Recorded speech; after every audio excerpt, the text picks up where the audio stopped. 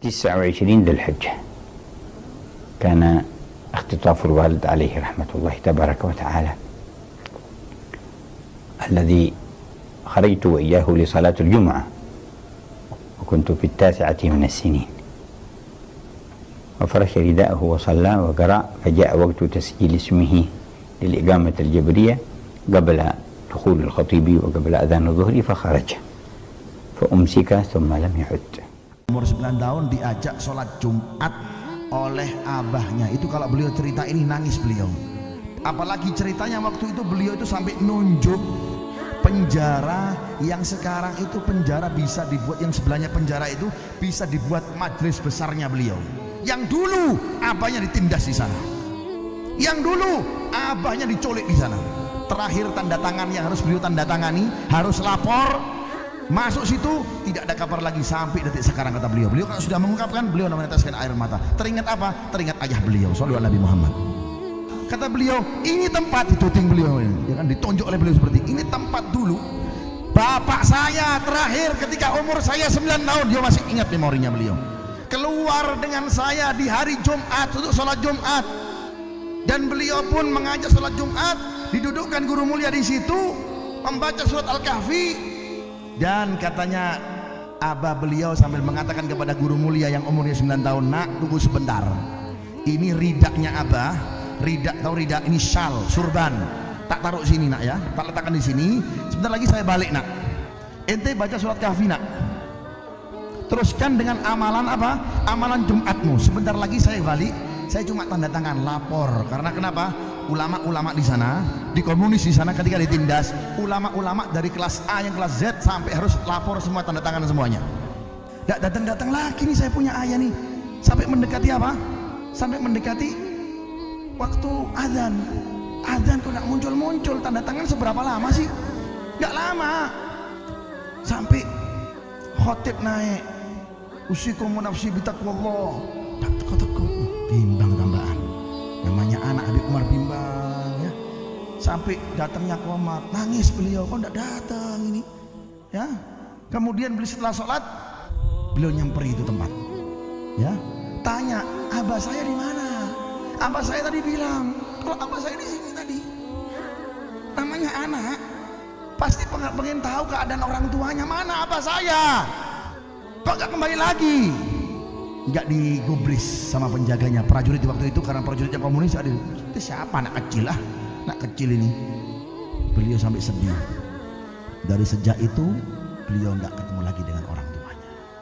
Tapi beliau dari nggak ketemu orang tuanya, beliau niat, tantang waktu, tantang semangat, panas dingin pun beliau lakukan. Belajar dengan kakak beliau Habib Ali Masyur, belakang dengan kakak beliau Al Habib, dengan mertua beliau Al Habib Muhammad bin Al Haddar, dan guru beliau Al Habib bin Ahmad Segaf, dan guru-gurunya, sampai supaya jadi dengan niat yang baik, dengan niatnya ayahnya, sehingga sekarang lihat Tarim, pengaruhnya lihat bagaimana, Iqbalnya lihat, wibawahnya lihat, semua gerakan dakwanya guru mulia Al Habib Umar bin Muhammad bin Salim bin Habib. Antaranya yang meninggal, bukan meninggal, Al Habib Muhammad bin Salim bin Hafidh ibni Syekh Abi Bakar bin Salim. Al Habib Muhammad bin Salim bin Hafidh itu beliau diculik, meninggalnya nggak tahu kapan. Diculiknya itu tanggal 29 Dzulhijjah, pas hari Jumat. Hari Jumat 29 Dzulhijjah diculik Al Habib Muhammad bin Salim bin Hafidh. Itu beliau tuh sebagaimana para ulama lain waktu itu, Hadramut dikuasai oleh komunis yang merupakan warisan dari penjajah Inggris. Ninggalin ya, habis puas-puasan mestinya ninggalin kedamaian, enggak, ditinggalin komunis untuk duduk di sana. Alhasil terjadi kezaliman kepada para ulama dan penindasan hingga mereka itu menjadi tahanan kota, enggak boleh keluar negeri, enggak boleh keluar kota. Termasuk yang ditindas itu diantaranya ada yang dirantai, diikat di rantai. Kemudian rantainya diikat ke mobil, nah mobilnya diseret dengan mobil di jalanan sampai mati.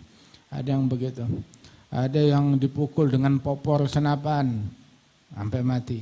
Ada juga yang diculik, beberapa orang. Di antara yang diculik itu adalah Al Habib Muhammad bin Salim. beliau ini waktu itu Jumatan sama Habib Umar, sebagaimana tiap hari itu biasanya mesti lapor ke kantor pemerintahan setempat kalau kita ada di kota, jadi tanda tangan. Jadi yang datang ke kantor polisi situ, ke markas untuk tanda tangan, ini kita ada di kota. Setiap hari 2 kali, yang pagi sama yang malam. Pagi sama malam, tiap hari 2 kali mesti ngelapor. Nah itu pas hari Jumat dalam perjalanan menuju masjid, datang ke Masjid Muhdhar mau sholat Jumat. Waktu itu Jumatannya di Masjid Muhdhar sebab Masjid Jami' lagi direnovasi. Saat udah sampai di Masjid Muhdhar, udah sholat duha, baca kahfi, baca macam-macam. Kemudian bersama Habib Umar datang duluan. Dia bilang, ya Umar duduk di sini, Abah mau pergi ke mana, ke kantor polisi dulu untuk tanda tangan. Ya, ini sorban ditinggal. Jadi kayak orang itu kan kalau mau pergi dia sorban tinggal, nanti balik lagi ke tempat itu. Pergi. Udah gitu sampai udah deket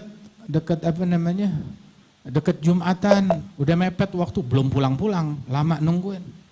Sampai khotib datang, masih belum datang. Ajib, nggak pernah begini biasanya. Khotib naik mimbar, khutbah, selesai khutbah, sholat, masih belum datang juga. Udah bubar Jumatan, celingak-celingok nih Habib Umar nyari sana sini. Abahnya nggak ada.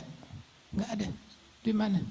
Datang ke satu ulama yang juga termasuk diteror begitu, bilang, ya Syekh, abah saya di mana? Bilang, ya waladi, ini tadi kita tuh hari ini dipersulit. Kita tanda tangan, kita diinterogasi macam-macam, dipersulit dah, disusahin. Saya nggak tahu. Begitu takutnya abah kamu, ya semoga sih selamat, nggak diapa-apain. Datang ke kantor mereka tempat biasa ngelapor. Habib Umar yang masih kecil usianya 9 tahun datang ke sana, bilang, mana ayah saya? Bilang, nggak ada, abah kamu nggak ada di sini. Padahal abahnya masuk sini, bilang, nggak ada di sini. Begitu, pulang. Akhirnya pulang ke rumahnya diomelin, bukan diomelin, artinya ditanya, mana abah ente? Begitu ditanyain nama kakak-kakaknya Al Habib Umar, tanyain nama uminya, mana? Wena buk. Ente pergi bareng, pulang cuma bawa sorbannya doang, mana? Akhirnya dicari, tanya sana sini, nggak ada berita, semuanya bungkam, nggak ada yang tahu. Al Habib Masyhur tidak ada di tempat. Al Habib Alil Masyhur beliau berada di Doan, dia lagi di Doan, ditugasin deh kakaknya Habib Umar yang bernama Al Habib Salim bin Muhammad bin Salim, pergi ke mana namanya, ke Doan, samperin Al Habib Masyhur. Pergi ke Doan, di mana namanya, di Jubail. Datang ke sana, begitu nyamperin Habib Masyhur kelihatan udah siap di situ. Abah gimana? Langsung nanya ayahnya. Bilang, ana semalam mimpi abah, mimpi Al Habib Muhammad bin Salim, kata Habib Masyhur. Ana mimpi abah ana datang begitu ke rumah, pas ala-ala ana ada di rumah yang ada di Tarim. Abah saya ngetok pintu rumah, datang ke rumah. Begitu, terus pesan, ya Masyhur, nih harus begini, urus begini, seperti kayak orang wasiat, nitip-nitip. Saya ajak, abah masuk dulu ke dalam. Dia bilang, enggak mau masuk. Enggak mau masuk. Habib Umar bilang, ya isyarat, enggak mau masuk, ya artinya enggak balik lagi. Ya, enggak masuk, enggak balik lagi. Wah kata, udah pulang ke Tarim, udah enggak pernah ketemu lagi. Bertahun-tahun enggak ketahuan apa hidup atau meninggal dunia. Sampai datang ke Al Habib Abdul Qadir bin Ahmad Segaf. Datang ke Habib Abdul Qadir, bilang, abah kita nih hilang. Ada peluang enggak kira-kira dia bakalan balik lagi? Dijawab oleh Habib Abdul Qadir, abuk bayadhar. Abuk la bayadhar. Ayahmu bakalan muncul. Wah, kan kelihatannya tuh bakalan muncul. Sampai udah bertahun-tahun disamperin lagi Habib Abdul Qadir. Ini komunis udah pergi, mana bapak kita? Belum datang. Tanya, ente gulta no bayadhar. Kamu bilang katanya ayah kami bakalan muncul. Ewa naam, zahar fik wa fi Umar. Muncul pada dirimu dan pada dirinya Al Habib Umar. Subhanallah. Nih asal tahu aja, kita nih bisa kumpul begini, perjuangannya Al Habib Muhammad bin Salim. Mau nggak mau disadarin, nggak disadarin, itu jasa beliau, perjuangan beliau hingga kita nih bisa ngumpul kayak begini. Dia yang berjuang, dia yang disiksa, nggak tahu diapain disiksanya. Begitu baru kita peringatin haul orang yang udah meninggal dunia tapi jenazahnya nggak tahu di mana. Nggak tahu jenazahnya di mana. Siapa yang nyolatin? Dikuburnya di mana? Kapan matinya? Bagaimana matinya? Nggak ada yang tahu. Ya udah menghilang begitu aja. La ilaha illallah. Nah, ini kita bisa ngumpul gini berkat jasanya mereka, perjuangan mereka. Al-Habib masyhur bilang orang-orang menyangka dengan menculik Al-Habib Muhammad bin Salim berarti mereka berhasil membunuh madrasah Hadramaut, manhaj Hadramaut, tariqahnya Faqih Muqaddam, berhasil mereka matikan. Kagak, nggak mati, justru cahayanya makin nyebar kemana-mana. Berkat hal tersebut nyebar tariqahnya sampai ke Indonesia. Indonesia kita nggak ada dulu orang yang kenal, yang mengetahui, artinya ada individu mengetahui, mengenal sosok Al-Habib Muhammad bin Salim. Di antara yang kenal sosok Al-Habib Muhammad bin Salim, hadza al-Jad Al-Habib Muhammad bin Ali bin Abdurrahman Al-Habsyi. Wal-Habib Muhammad bin Salim Al-Attas kenal, baik. Wal-Jad Al-Habib Salim bin Jindan kenal kepada mereka. Artinya akan tetapi beliau ini lebih masyhur sekarang. Kenapa? Sebab berkat daripada murid-murid dari anak-anaknya. Murid-murid anak-anaknya. Siapa anak-anaknya? Al-Habib Umar, Al-Habib Ali Al-Masyhur, ini murid-murid mereka nih. Masya Allah. Ya, murid-murid kedua orang ini sehingga dikenal Al-Habib Muhammad bin Salim bin Hafidh.